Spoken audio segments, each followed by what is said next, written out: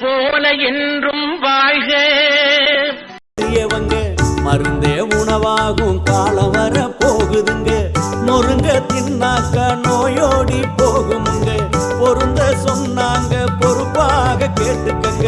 நீயும் நானும் இங்க 100 வருஷம் வாழணும்னா, நோய் நொடி இல்லாத தேகம் கொண்டு ஆளணும்னா, முன்னோர் சொன்னதையும் முறையா கேட்டுக்கணும்.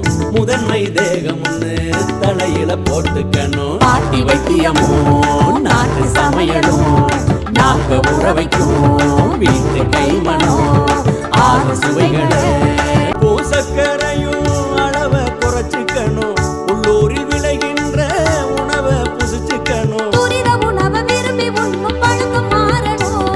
தூய தேகம் வேணும்னா மதுவை தவிர்க்கணும்.